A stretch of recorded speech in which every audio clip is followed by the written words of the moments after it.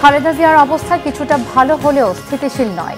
সুস্থতা কামনা রাজনীতিবিদদের। শারীরিক অবস্থা সহনীয় হলে বিদেশ নেয়ার প্রস্তুতি রয়েছে, ব্রিফিংয়ে জানালেন ফখরুল। সংকটকালে মায়ের স্নেহ স্পর্শ পাবার আকাঙ্ক্ষা সব সন্তানের মতো তারও রয়েছে। তারেক রহমানের পোস্ট। রাজনৈতিক বাস্তবতা প্রত্যাশিত পর্যায়ে উপনীত হওয়া মাত্রই দেশে ফেরার আশা। উপদেষ্টা পরিষদের বিশেষ সভায় বেগম জিয়ার আরোগ্য কামনা করে মোনাজাত। তারেক রহমানের দেশে ফেরার সরকারের বিধিনিষেধ বা আপত্তি নিয়ে জানালেন প্রেস সচিব। ডিসেম্বরের দ্বিতীয় সপ্তাহে নির্বাচনের তফসিল জানালেন সিইসি। একই দিনে সাধারণ নির্বাচন ও গণভোট আয়োজনের বিজ্ঞপ্তি প্রকাশ। 17 বছর ফ্যাসিবাদের দোসর হয়ে লুটপাটকারীদের শাস্তির আওতায় আনার তাগিদ বিএনপির। দেশের লাল ফিতার দৌরাত্ম্য কমেনি মনে করে জামাত। দেখছিলেন ক্রাউন সিমেন্ট সংবাদ শিরোনাম। এবারে বিস্তারিত। বেগম খালেদা জিয়ার অবস্থা এখনও স্থিতিশীল নয়, তবে গত রাতের চেয়ে কিছুটা উন্নতি হয়েছে বলে জানিয়েছেন বিএনপির vice chairman advocate Joynal Abedin. নাগরিক ঐক্যের সভাপতি মাহমুদুর রহমান মান্না জানিয়েছেন, বেগম জিয়ার শারীরিক অবস্থার একটু উন্নতি হলেই বিদেশ নেয়ার কথা জানিয়েছেন চিকিৎসকরা। বেগম জিয়াকে দেখতে যাওয়া রাজনৈতিক নেতারা বলছেন, দেশের রাজনৈতিক অভিভাবক হিসেবে রাষ্ট্র ও দেশের রাজনীতির জন্য বেগম খালেদা জিয়ার সুস্থ হয়ে ওঠা জরুরি। আরও জানাচ্ছেন জাহাঙ্গীর আকন্দ। গত রবিবার হঠাৎই শ্বাসকষ্ট নিয়ে রাজধানীর এভারকেয়ার হাসপাতালে ভর্তি হন বিএনপি চেয়ারপারসন বেগম খালেদা জিয়া। তারপর থেকে এখনো পর্যন্ত হাসপাতালেই ভর্তি আছেন তিনি। বেগম জিয়া ডায়াবেটিস, হৃদরোগ, লিভার আর্থারাইটিস সহ নানা রোগে আক্রান্ত। শনিবার সকালে বেগম খালেদা জিয়াকে দেখতে ও তার স্বাস্থ্যের খোঁজখবর নিতে এভারকেয়ার হাসপাতালে আসেন এনসিপি, নাগরিক ঐক্য সহ বিভিন্ন রাজনৈতিক দলের নেতারা। পরে গণমাধ্যমের সাথে কথা বলেন তারা। দেশবাসীর কাছে বেগম জিয়ার আরোগ্য কামনায় দোয়া চেয়েছেন রাজনীতিবিদরা। বেগম খালেদা জিয়া হাসপাতালে চিকিৎসাধীন আছেন, নিবিড় পরিচর্যা পাচ্ছেন। ওনার শারীরিক অবস্থা ক্রিটিক্যাল, তবে স্থিতিশীল আছেন। উনি এখনো ফাইট করছেন। নিরাপদ দূরত্ব থেকে সব সতর্কতা মেনে আমার ওনাকে দেখার সুযোগ হয়েছে। উনি সজ্ঞানে আছেন, সজাগ আছেন। চিকিৎসক এবং নার্স যে ওনাকে নির্দেশনা দিচ্ছেন সেগুলো উনি ফলো করতে পারছেন। সবাই দোয়া করবেন ওনার জন্য, আল্লাহ যেন সুস্থ করে দেন এবং আমাদের গণতান্ত্রিক উত্তরণের পথে ওনাদের যে লড়াই, সেই লড়াইয়ে যে গণতান্ত্রিক উত্তরণের দিকে যাচ্ছে সেটি যেন উনি নিজে দেখে যেতে পারেন, এবং যার কারণে ওনার আজকে এই পরিণতি হয়েছে। একটা ক্লিনিক্যাল একটা অপারেশনের মধ্য দিয়ে উনি গিয়েছেন, ওনাকে মেডিকেলের অত্যাচারের মধ্য দিয়ে গিয়েছেন। আমার মনে হয় আল্লাহ ওনাকে হাসিনার ফাঁসি দেখা পর্যন্ত ওনাকে যেন আল্লাহ বাঁচিয়ে রাখেন।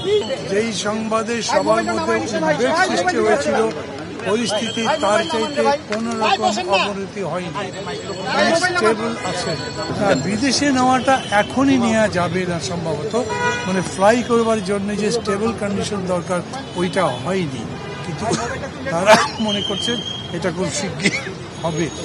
আর বিদেশে যাবার জন্য যে প্রস্তুতিগুলো নিতে হয় সেই প্রস্তুতিগুলো তারা নিয়ে রেখেছেন। তাই আমাকে কোন দেশে এটা কোনো নাম শোনা হচ্ছে? সিঙ্গাপুর তো প্রস্তাব করা হয়েছে, ইউরোপের কথাও বলা হয়েছে, ওইটা তারা সিলেক্ট করেনি এখন। বেগম জিয়াকে দেখতে সকালে এভারকেয়ার হাসপাতালে যান বিএনপি নেতারা। পরে সাংবাদিকদের বিএনপি নেতারা বলেন, বেগম খালেদা জিয়ার পরীক্ষা নিরীক্ষা চলমান রয়েছে। গতকালকে খুবই সংকটাপন্ন ছিল, আমরা খুব আতঙ্কগ্রস্ত ছিলাম, কিন্তু আজকে ডেঞ্জার মুক্ত না, তবে মনে হচ্ছে যে কালকের চাইতে কিছুটা উন্নতি হয়েছে। তবে এটাকে উন্নতি বলা যাবে না, এই কারণে বলা যাবে না যতক্ষণ পর্যন্ত ম্যাডাম পূর্ণ একটা সুস্থতার দিকে না এগোবে ততক্ষণ পর্যন্ত আমরা বলতে পারবো না যে ম্যাডাম সুস্থ হয়ে গিয়েছে। বেগম খালেদা জিয়া এখনো শঙ্কামুক্ত নন, যাকে বলা যায় এখনো বলা যায় যে আউট অফ ডেঞ্জার বলা যাচ্ছে না, মানে এখনো তার অবস্থা সংকটাপন্ন বলা যায়। চিকিৎসকরা আনুষ্ঠানিকভাবে কিছু না জানালেও বেগম জিয়ার স্বাস্থ্যের খোঁজ খবর নেবার পর হাসপাতালের বাইরে এসে সর্বশেষ তথ্য জানিয়েছেন বিএনপি নেতারা। Jahangir Akand, Bangla vision, Dhaka. BNP chairperson Begum Khaleda জিয়ার শারীরিক অবস্থা স্থিতিশীল হলেই উন্নত চিকিৎসার জন্য বিদেশে নেওয়া হবে বলে জানিয়েছেন দলের মহাসচিব মির্জা ফখরুল ইসলাম আলমগীর। অযথা হাসপাতালে কিংবা হাসপাতালের সামনে ভিড় না করতে দলের নেতাকর্মীদের প্রতি অনুরোধ জানিয়েছেন তিনি। দেশে ফিরবেন কিনা, কখন ফিরবেন সে ব্যাপারে তারেক রহমানের ফেসবুক স্ট্যাটাসে পরিষ্কার করা হয়েছে বলেও মন্তব্য করেন মির্জা ফখরুল। আহমেদ সরোয়ারের রিপোর্টে বিস্তারিত। দেশের বিশিষ্ট চিকিৎসকবৃন্দ, বিদেশের আমেরিকার জন হপকিন্স এবং লন্ডন ক্লিনিকের বিশিষ্ট চিকিৎসকেরা তার চিকিৎসা করছেন। গতকাল রাতে তারা একটা মেডিকেল বোর্ডে সভা করেছেন কিভাবে চিকিৎসা তারা করবেন এবং সেই চিকিৎসাটা কি ধরনের হবে সে বিষয়ে তারা কালকে মতামত দিয়েছেন।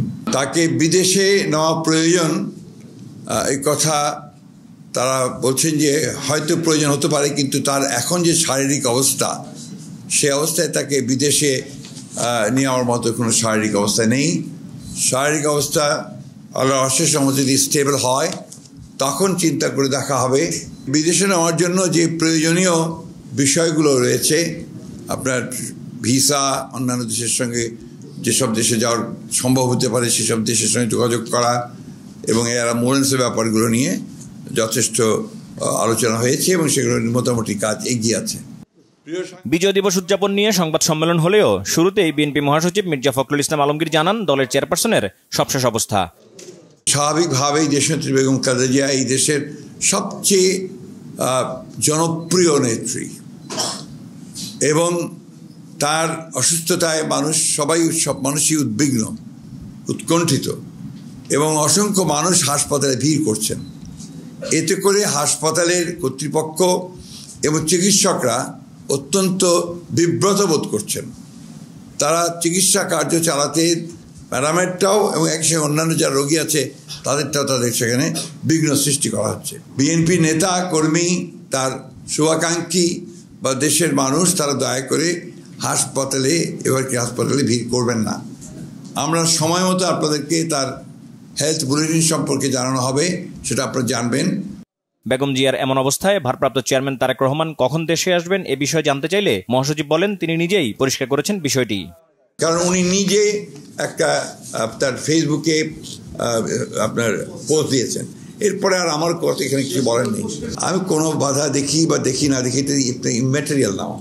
আমি আপনাদেরকে প্রথমে বলেছি যে উনি যে পোস্টটা দিয়েছেন এটাকে আপনারা ধরে নেন যে দিস ইজ দ্য পোস্ট, তার ভাষ্য, এটা আর তো কোনো ব্যাখ্যার প্রয়োজন নেই, সেলফ এক্সপ্লেনেটরি এটা।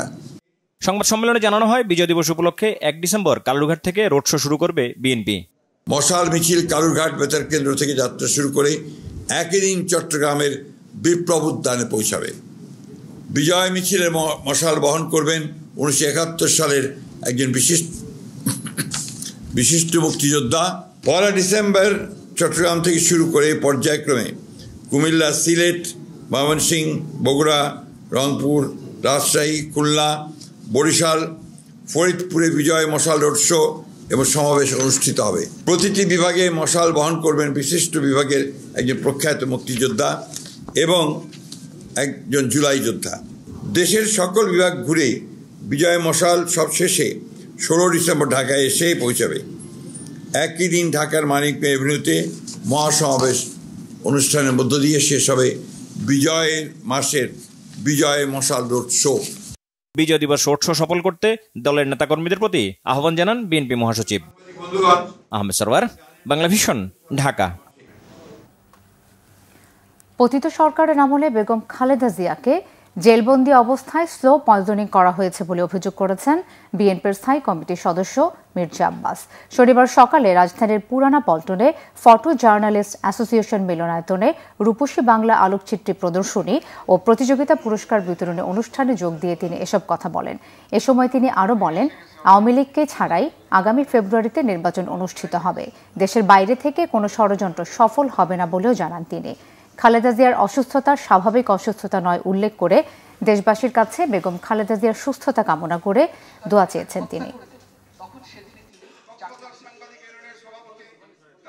কিন্তু ওনার এই আজকে অসুস্থতাটা কিন্তু স্বাভাবিক অসুস্থতা নয়, এটা একটা অস্বাভাবিক পরিস্থিতির শিকার হয়ে উনি আজকে এই অবস্থায় উনি আছেন। জেল কর্তৃপক্ষ অনেক সময় ব্যক্তি বিশেষে তারা স্লো পয়জনিং করে, এবং আমি খুবই নিশ্চিত দেশনেত্রী বেগম খালেদা জিয়াকে জেলে বন্দী থাকা অবস্থায় স্লো পয়জনিং করা হয়েছিল।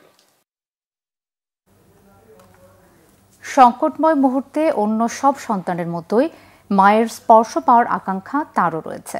তবে দেশে ফেরার মতো সিদ্ধান্ত এককভাবে নেয়ার মতো পরিস্থিতি নেই বলেছেন বিএনপির ভারপ্রাপ্ত চেয়ারম্যান তারেক রহমান। চিকিৎসা সেবায় প্রধান উপদেষ্টার নির্দেশনায় সন্তোষ জানিয়েছেন তিনি। গণমাধ্যমে পাঠানো এক প্রেস বিজ্ঞপ্তিতে প্রধান উপদেষ্টা ডক্টর মোহাম্মদ ইউনূস সহ দেশবাসীর প্রতি কৃতজ্ঞতা জানিয়েছেন তারেক রহমান ও জিয়া পরিবারের সদস্যরা। তারেক রহমান জানান, এমন সংকটকালে মায়ের স্নেহ স্পর্শ পাবার তীব্র আকাঙ্ক্ষা যে কোনো সন্তানের মতো তারও রয়েছে, কিন্তু অন্য আর সবার মতো এটা বাস্তবায়নের ক্ষেত্রে একক সিদ্ধান্ত গ্রহণের সুযোগ ও অবারিত ও একক নিয়ন্ত্রণে নেই। স্পর্শকাতর এই বিষয়টি বিস্তারিত বর্ণনার অবকাশও সীমিত। রাজনৈতিক বাস্তবতার এই পরিস্থিতি প্রত্যাশিত পর্যায়ে উপনীত হওয়া মাত্রই স্বদেশ প্রত্যাবর্তনের সুদীর্ঘ প্রতীক্ষার অবসান ঘটবে বলে আশাবাদী তারেক রহমান। উপদেষ্টা পরিষদের বিশেষ সভায় সাবেক প্রধানমন্ত্রী ও বিএনপি চেয়ারপারসন বেগম খালেদা জিয়ার দ্রুত আরোগ্য কামনা করে দোয়া ও মোনাজাত অনুষ্ঠিত হয়েছে। এদিকে সাবেক প্রধানমন্ত্রীর সুস্থতায় দোয়া করতে দেশবাসীর প্রতি আহ্বান জানিয়েছেন রাষ্ট্রপতি মোহাম্মদ শাহাবুদ্দিন। শনিবার প্রধান উপদেষ্টা প্রফেসর ডক্টর মোহাম্মদ ইউনূসের সভাপতিত্বে এই বিশেষ সভা অনুষ্ঠিত হয়। প্রধান উপদেষ্টার প্রেস উইং থেকে এই তথ্য নিশ্চিত করা হয়েছে। সভায় ধর্ম উপদেষ্টা আফমক খালিদ হোসেন বেগম খালেদা জিয়ার আরোগ্য কামনা করে মোনাজাত পরিচালনা করেন। এছাড়া সভায় বৈদেশিক অনুদান সংশোধন অধ্যাদেশ 2025-এর খসড়ার নীতিগত ও চূড়ান্তভাবে অনুমোদন হয়। এই সংশোধনের ফলে বর্তমান আইনের কয়েকটি ধারায় পরিবর্তন এসেছে, এনজিও নিবন্ধনের নিয়ম সহজ হয়েছে এবং অনুদান অবমুক্তির শর্তগুলো সহজ করা হয়েছে। এখন থেকে বছরে 50 লাখ টাকা পর্যন্ত অনুদানের ক্ষেত্রে আর অনুমোদনের প্রয়োজন হবে না। পুলিশ কমিশন অধ্যাদেশ 2025-এর খসড়া আজকের সভায় উত্থাপিত হয়েছে। বিএনপির ভারপ্রাপ্ত চেয়ারম্যান তারেক রহমানের দেশে ফেরায় অন্তর্বর্তীকালীন সরকারের পক্ষ থেকে কোনো বিধি নিষেধ অথবা কোনো ধরনের আপত্তি নেই বলে জানিয়েছেন প্রধান উপদেষ্টার প্রেস সচিব শফিকুল আলম। বিকেলে নিজের ভেরিফাইড ফেসবুক অ্যাকাউন্টে দেয়া এক পোস্টে এ সম্পর্কে একটি বার্তা প্রকাশ করেন তিনি। এর আগে সকালে হাসপাতালে চিকিৎসাধীন বিএনপি চেয়ারপারসন খালেদা জিয়ার সংকটময় পরিস্থিতিতে তারেক রহমান তার দেশে ফেরার জটিলতা নিয়ে কথা বলেছেন, যেখানে সিদ্ধান্ত নেওয়ার সুযোগ তার একক নিয়ন্ত্রণাধীন নয় উল্লেখ করেন তিনি। এই বিষয়ে জানতে চাইলে প্রেস সচিব জানান, সরকারের তরফ থেকে এ ব্যাপারে কোনো বিধি নিষেধ অথবা কোনো ধরনের আপত্তি নেই। তিনি আরও বলেন, বেগম খালেদা জিয়ার শারীরিক অবস্থা নিয়ে প্রধান উপদেষ্টা ডক্টর মোহাম্মদ ইউনূস ইতোমধ্যে গভীর উদ্বেগ প্রকাশ করেছেন এবং তার জন্য দেশবাসীর কাছে দোয়া চেয়েছেন।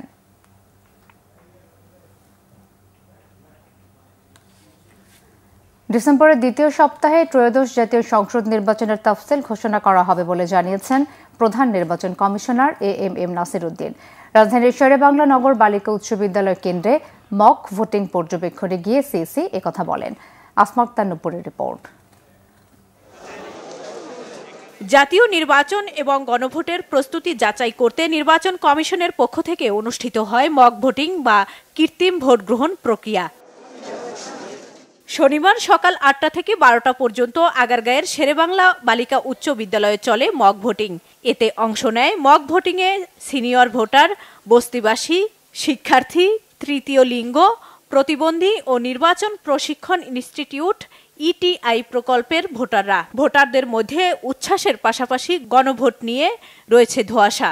এটা একটা ভালো উদ্যোগ, কারণ এটার মাধ্যমে পরবর্তী যে জাতীয় সংসদ নির্বাচনটা হচ্ছে সেটাতে একটা প্র্যাকটিস টাইপ আমি বলবো যে হয়ে যাবে। ভোটের বিষয়ে কিছুই জানি না, আমরা কখনো গণভোট দেই নাই, এই প্রথম আইছি। নাডা দিলে বিএনপি পাইবে আর হা দিলে জামাত পাইবে, এই কারণে দিলাম না।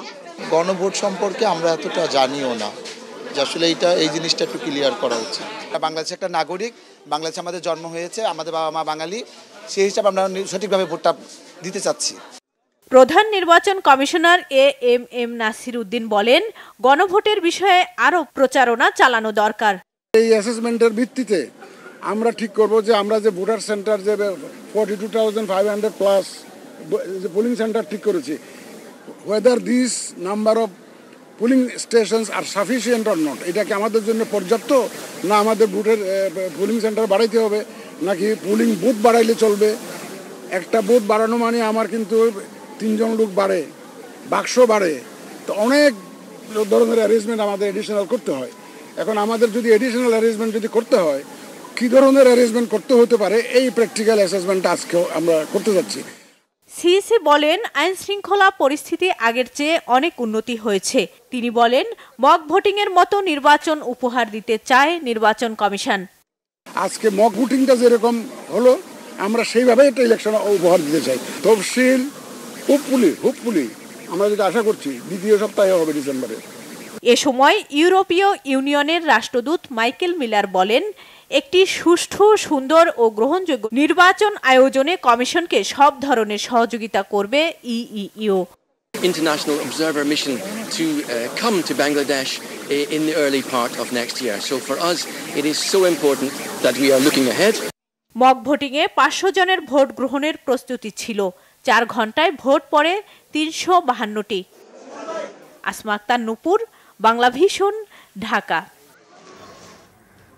ত্রয়োদশ জাতীয় সংসদ নির্বাচন ও গণভোট একই দিনে সম্পন্ন করার সিদ্ধান্ত আনুষ্ঠানিকভাবে জানিয়েছে নির্বাচন কমিশন।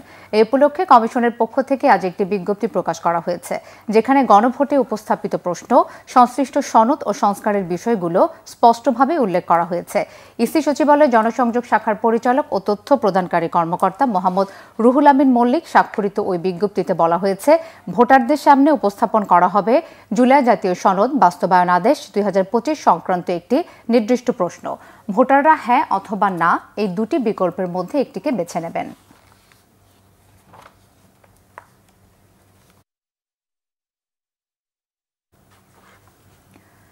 বিএনপি মহাসচিব মির্জা ফখরুল ইসলাম আলমগীর বলেছেন, গত 17 বছর যারা ফ্যাসিবাদের দোসর হয়ে লুটপাট করেছে তাদের শাস্তির আওতায় আনতে হবে। তবে তাদের প্রতিষ্ঠানগুলো সচল রাখা উচিত, যাতে শ্রমিকরা বেকার হয়ে না পড়ে। আর জামাতের আমির ডাক্তার শফিকুর রহমান বলেছেন, দেশে এখনও লাল ফিতার দৌরাত্ম্য এবং দুর্বৃত্তায়ন বিদ্যমান। এই দুর্বৃত্তায়নকে সহায়তা করে যাচ্ছে রাষ্ট্র। এদিকে এনসিপি আহ্বায়ক নাহিদ ইসলাম বলেছেন, আগামী জাতীয় নির্বাচন অবাধ, সুষ্ঠু এবং শান্তিপূর্ণ না হলে দেশে অস্থিতিশীলতা বাড়বে। মুহিবুল্লাহ মুহিবের রিপোর্টে বিস্তারিত। রাজধানীর একটি হোটেলে চতুর্থ বাংলাদেশ অর্থনৈতিক সম্মেলন অনুষ্ঠিত হয়। অনুষ্ঠানে বিএনপি মহাসচিব মির্জা ফখরুল ইসলাম আলমগীর বলেন, কেবল নতুন বাংলাদেশ নয়, একটি সমৃদ্ধ বাংলাদেশ গড়তে চায় বিএনপি। আর জামাতের আমির ডাক্তার শফিকুর রহমান বলেন, দেশে লাল ফিতা আর দুর্বৃত্তায়ন এখনো বিদ্যমান। আমাদের এই 15 বছর যারা লুট করেছেন, চুরি করেছেন, ব্যাংক ডাকাতি করেছেন, লুটপাট করে নিয়ে চলে গেছেন, তাদেরকে ধরেন, তাদেরকে শাস্তি দেন। তাদের যে ইন্ডাস্ট্রিগুলো আছে, তাদের যে শিল্প কলকারখানা আছে, সেগুলোতে যে হাজার হাজার মানুষ কাজ করছে, সেগুলো বন্ধ করে দিয়ে, যে 14 লক্ষ বেকার হয়ে গেছে শুনলাম কিছুক্ষণ আগে, তারা যাবে কোথায়? এই বেকারত্বটা আমরা সৃষ্টি করছি কেন? আমি মনে করি বিষয়টা আমাদেরকে আবারও ভেবে দেখা উচিত। এই কারখানাগুলোকে আমরা কিভাবে চালু করতে পারি, এই প্রতিষ্ঠানগুলোকে আমরা কিভাবে এই মানুষগুলোর কর্মসংস্থানের সৃষ্টি করতে পারি, সেটা আমাদের দেখা দরকার। এখন আমরা দুর্নীতি দমনের জন্য কি করি? আমরা দুর্নীতির পাতা অথবা ডাল ধরে টান দিই, কিন্তু মূল যে জায়গাতে রয়ে যায়, কাণ্ড যে রয়ে যায়। দুর্নীতি যারা করেন তারা নিজে অন্য জায়গায় গিয়ে দুর্নীতির শিকার হন, এটা পছন্দ করেন না। তার মানে হচ্ছে সবাই দুর্নীতিকে ঘৃণা করে, কিন্তু নিজের জায়গাটায় নিজে লোভ সামলাতে পারে না, অথবা সিস্টেম তাকে বাধ্য করে। দুইটার একটা। যদি একটা হেলদি এনভায়রনমেন্ট আমরা ক্রিয়েট করতে পারি, তাহলে আলহামদুলিল্লাহ সবাই কমফোর্ট জোনে চলে আসে। আপনি ব্যবসা করে আনন্দিত, আরেকজন শিক্ষকতা করে আনন্দিত, এমনকি রাস্তায় যিনি পরিচ্ছন্নতা কর্মী, তিনিও একটা প্রেস্টিজের সাথে তার দেশে তিনি সার্ভিস প্রোভাইড করবেন। এ সময় এনসিপি আহ্বায়ক নাহিদ ইসলাম বলেন, 5 আগস্টের পর বিপ্লবী সরকার গঠনে ব্যর্থতার খেসারত দিতে হচ্ছে বাংলাদেশকে। আর বাংলাদেশ ব্যাংকের governor doctor Ahsan H Mansur বলেছেন, দেশে ডলারের কোনো সংকট নেই, আমদানি রপ্তানি আগের চেয়ে বেড়েছে বলেও দাবি করেন তিনি। দুর্নীতির জন্য এককভাবে আমলাদেরকে দায়ী করার পক্ষে আমি না, এককভাবে রাজনীতিবিদদেরও দায়ী করার আমি পক্ষে না। আমরা জানি যে এই দুর্নীতি পুরোটাই একটা চক্র, একটা নেক্সাসের মাধ্যমে পরিচালিত হয়, যেখানে দুর্নীতিগ্রস্ত আমলা যেখানে দুর্নীতিগ্রস্ত রাজনীতিবিদ এবং যেখানে মাফিয়া ব্যবসায়ী তাদের কালো টাকায় কিন্তু ইনভেস্ট করে, আমলাদের পিছে তারা করে, রাজনীতিবিদদের পিছে করে, এবং এই আগামী নির্বাচনও এটি ব্যাপকভাবে ব্যবহৃত হবে। গণ অভ্যুত্থানের পরে আমাদের একটা সুযোগ ছিল, আমরা বৈপ্লবিক কায়দায় হয়তো অনেকগুলো সমস্যার সমাধান করতে পারতাম, সেই সুযোগটা আমরা মিস করেছি। যেহেতু আমরা সেই সুযোগটা মিস করেছি, এখন আমাদের দীর্ঘমেয়াদী পথে যেতে হবে। গত বছর 24-25 অর্থ বছরে চিটাগং পোর্ট দিয়ে যে মাল এসছে সেটা সবচেয়ে রেকর্ড পরিমাণ মাল। হিসাব নেন, ওজনে, ভলিউমে এটা এসছে, টাকাতে না। এবছরও ডাবল ডিজিট পণ্য ভলিউমে আসছে এই পর্যন্ত, এই জুলাই থেকে অক্টোবর ডাবল ডিজিট, এবং কন্টেনার শিপমেন্টও 8.6% কমে তো নেই। কিন্তু আমদানি বিলটা কেন কমেছে? কারণ অর্থ পাচারটা তো বন্ধ হয়ে গেছে, কমে গেছে। আমাকে বুঝতে হবে যে একটা বড় ফ্যাক্টর হচ্ছে রিয়েল অ্যাডজাস্টমেন্ট। এখন প্রকৃত আমদানি হচ্ছে, ফিকটিশাস আমদানিটা কমে গেছে। সেই কারণে এই শুধুমাত্র স্ট্যাটিস্টিক্স দিয়ে অ্যানালাইসিস করলে আমরা ভুল সিদ্ধান্তে উপনীত হব।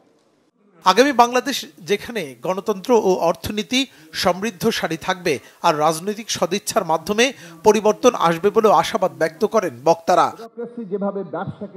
মুহিবুল্লাহ মুহিব, বাংলা ভিশন, ঢাকা। দেশের বিভিন্ন জায়গায় সাবেক প্রধানমন্ত্রী বেগম খালেদা জিয়ার সুস্থতা কামনায় দোয়া মাহফিল হয়েছে। নাটোরে বিএনপি নেতা রুহুল কুদ্দুস তালুকদার দুলু বেগম জিয়াকে জাতীয় ঐক্যের প্রতীক উল্লেখ করে দেশের এই ক্রান্তিকালে তার বেঁচে থাকা অত্যন্ত গুরুত্বপূর্ণ বলে মন্তব্য করেছেন।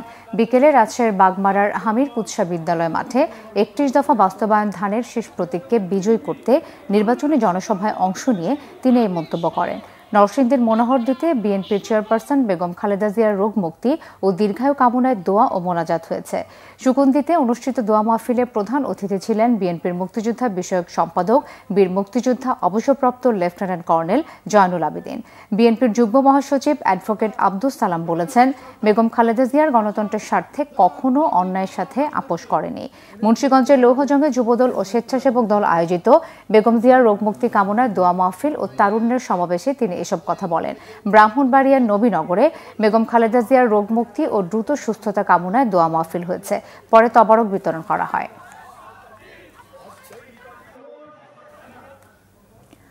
একটি দল ধর্মকে বিক্রি ও বিকৃত করে ক্ষমতায় যাওয়ার জন্য মানুষকে বিভ্রান্ত করছে, অভিযোগ বিএনপির স্থায়ী কমিটির সদস্য মির্জা আব্বাসের।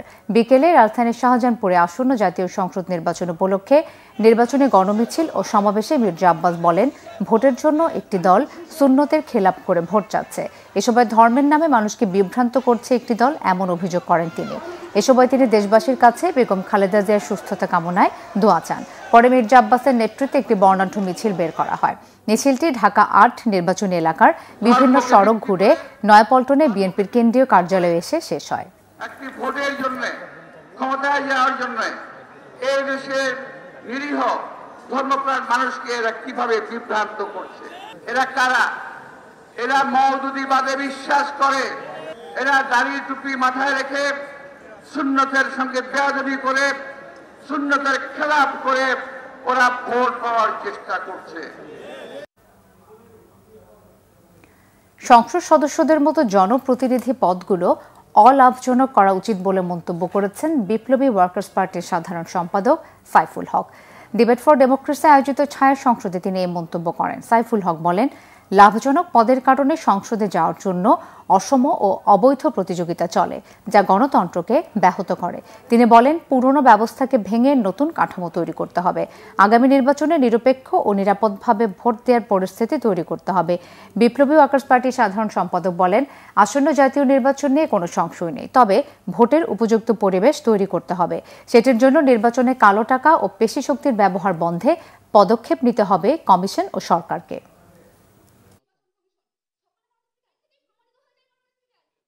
জরুরিভাবে উদ্যোগ নেওয়া দরকার, কিভাবে তারা টাকার খেলাটা তারা বন্ধ করবেন। নির্বাচনের সাম্প্রদায়িকতার ব্যবহার আমরা দেখছি। প্রশাসনকে পক্ষে পক্ষে রাখার জন্য যেহেতু একটা জবরদস্তি ইতিমধ্যে আমরা কিন্তু লক্ষ্য করছি আমরা, এবং এতে যদি এরকম যদি জবরদস্তিটা চলে, সবচেয়ে ক্ষতিগ্রস্ত হয় সাধারণ মানুষ, ভোটারেরা অনেকে নির্বাচনকে একটা বিনিয়োগের ক্ষেত্রে তারা পরিণত করেন। ধরুন খরচ করার কথা 25 লাখ টাকা, খরচ করেন তারা দেখা যাবে যে 15, 20, 25, 30 কোটি টাকা কেউ কেউ খরচ করেন। তো এটা তো একটা জনসেবার কাজ। তো এখানে তো এটা তো কোনো বিনিয়োগের জায়গা না, এটা তো কোনো ব্যবসা করার কোনো জায়গা না। এক্ষেত্রে আমি মনে করি, ইতিমধ্যে আমি এটা নিয়ে কথা বলেছি, পার্লামেন্ট সদস্য পদ সহ জনপ্রতিনিধিত্বের বিষয়গুলোকে অলাভজনক করা দরকার। বাংলাদেশ এনার্জি রেগুলেটরি কমিশন বিআরসির চেয়ারম্যান জালাল আহমেদ বলেছেন, 2030 সালের পর দেশীয় গ্যাসের মজুদ কমে যাবে বলা হলেও অফশোর কিংবা অনশোর গ্যাস অনুসন্ধানে উল্লেখযোগ্য কার্যক্রম নেই। তাই আমদানি নির্ভর গ্যাসের উপরে নির্ভরশীল হতে হচ্ছে। রাজধানীতে ঢাকা চেম্বারে শিল্প খাতে জ্বালানি সক্ষমতা নীতিমালা বিষয়ক আলোচনা সভায় তিনি এসব কথা বলেন। বিআরসির চেয়ারম্যান আরও বলেন, জ্বালানি খাতে দক্ষতা বাড়ানো গেলে বিদ্যুতের ঘাটতি কমানো যেত। তৈরি পোশাক খাতে নবায়নযোগ্য জ্বালানির ব্যবহার বাড়ানো না গেলে ইউরোপীয় ইউনিয়নের বাজারে রফতানিতে বড় ধাক্কা খাবে বলেও স্মরণ করিয়ে দেন তিনি। অনুষ্ঠানে ঢাকা চেম্বারের সভাপতি তাসকিন আহমেদ বলেন, বাংলাদেশের শিল্প খাতে নিরবিচ্ছিন্ন জ্বালানি সরবরাহ নিশ্চিত করা বড় চ্যালেঞ্জ হয়ে দাঁড়িয়েছে। এটি উৎপাদন, বিনিয়োগ এবং সামগ্রিক অর্থনৈতিক প্রবৃদ্ধিকে মারাত্মকভাবে প্রভাব ফেলছে। আমি দেখব তারা 2030-এ তাদের চাহিদা হলো, তাদের যে ইম্পোর্ট সোর্স যেটা আছে তারা কমপক্ষে 42.5% রিনিউয়েবল ব্যবহার করতে হবে এবং তারা চেষ্টা করবে এটাকে 45-এ নিতে। তো আমাদের ইন্ডাস্ট্রি যে একটা বড় অংশ আরএমজি, এই আরএমজি কিন্তু যারা ইউরোপে এক্সপোর্ট করে, পার্টিকুলার ইন ইউরোপিয়ান ইউনিয়ন, তারা যদি এই পার্সেন্টেজ অফ রিনিউয়েবল ইউজ না করে তারা এক্সপোর্ট করতে পারবে না। বেগম খালেদা জিয়ার এমন সংকটময় মুহূর্তেও যারা আপত্তিকর বক্তব্য মন্তব্য করছেন তাদেরকে রাজনৈতিক শিষ্টাচারের সঙ্গে কথা বলার আহ্বান জানিয়েছেন ঢাকা 6 সংসদীয় আসনের ধানের শীষের প্রার্থী ইশরাক হোসেন। শনিবার বিকেলে পুরান ঢাকার বাহাদুর শাহ পার্কের জনসংযোগের সময় তিনি একথা বলেন। সংক্ষিপ্ত পথসভায় ইশরাক হোসেন বলেন, বেগম জিয়া ও তারেক রহমান ক্ষমতায় যেতে নয়, মানুষের ভোটের অধিকার ফিরিয়ে আনতে এবং জনগণের অধিকার প্রতিষ্ঠায় বছরের পর বছর সংগ্রাম করেছেন। সেই ধারাবাহিকতায় 24-এর গণঅভ্যুত্থানে ফ্যাসিবাদ মুক্ত হয়েছে বাংলাদেশ। সেই দল বিএনপি দেশের মানুষের ভোট দেওয়ার নিশ্চয়তা নিশ্চিত করতে চায়। ইশরাক হোসেন আরও বলেন, দেশবাসী বেগম খালেদা জিয়ার নেতৃত্বে আগামী জাতীয় নির্বাচনে ভোট দিতে অপেক্ষা করছে। এরপর পুরান ঢাকার শাখারি বাজার এলাকায় জনসংযোগ করেন ইশরাক হোসেন। সনাতন ধর্মের অনুসারী বিভিন্ন বয়সী নারী পুরুষ ইশরাক হোসেনকে ফুল দিয়ে বরণ করে নেয়। সেখান থেকে বিভিন্ন সড়ক ইসলামপুর এলাকায় জনসংযোগ করেন তিনি। এ সময় পুরো রাস্তায় জনতার ভালোবাসায় সিক্ত হন ইশরাক হোসেন। এবং অন্যান্য যারা আমাদের নেতা দেশ তারেক রহমানের ব্যাপক জনপ্রিয়তায় ঈর্ষান্বিত হচ্ছে, তারা সোশ্যাল মিডিয়া সহ বিভিন্ন জায়গায় নানা ধরনের কুরুচিপূর্ণ মন্তব্য করে চলেছে। তো আমরা সেটা দলের পক্ষ থেকে, আমার পক্ষ থেকে দৃঢ়ভাবে প্রতিবাদ জানাচ্ছি। আমরা ঘৃণা করে। আন্তর্জাতিক শ্রীলঙ্কায় ঘূর্ণিঝড় ডিটওয়ার প্রভাবে সৃষ্ট আকস্মিক বন্যায় মৃতের সংখ্যা বেড়ে 123 জনে দাঁড়িয়েছে। নিখোঁজ রয়েছেন অন্তত 130 জন। শ্রীলঙ্কার দুর্যোগ ব্যবস্থাপনা কেন্দ্র জানিয়েছে, ঘূর্ণিঝড়ের কারণে 44,000-এরও বেশি পরিবার ক্ষতিগ্রস্ত হয়েছে। বিভিন্ন আশ্রয় কেন্দ্রে ঠাঁই হয়েছে হাজারো বাসিন্দার। ভয়াবহ ঘূর্ণিঝড়ে 15,000-এরও বেশি বাড়িঘর ক্ষতিগ্রস্ত হয়েছে। শ্রীলঙ্কার কোনো কোনো এলাকায় 300 মিলিমিটার পর্যন্ত বৃষ্টিপাত হয়েছে। শুক্রবার ভোরে ঘূর্ণিঝড় আঘাত হানার পর বাতাসের গতিবেগ ছিল ঘন্টায় প্রায় 65 কিলোমিটার। দেশটির পূর্ব ও মধ্যাঞ্চল সবচেয়ে বেশি ক্ষতিগ্রস্ত হয়েছে। অধিকাংশ মানুষের মৃত্যু হয়েছে ভূমিধসে। সেনাবাহিনী, নৌবাহিনী এবং বিমান বাহিনী যৌথভাবে উদ্ধার কার্যক্রম এবং ত্রাণ বিতরণ অব্যাহত রেখেছে। দেশটির আবহাওয়া দপ্তর বলছে, এবার বন্যা গত কয়েক দশকের মধ্যে সবচেয়ে ভয়াবহ। এই ছিল এখনকার মতো। পরের সংবাদটা 10:30। এর আগে 9টায় রয়েছে নিউজ 20। দেখার আমন্ত্রণ রইল। ধন্যবাদ সবাইকে।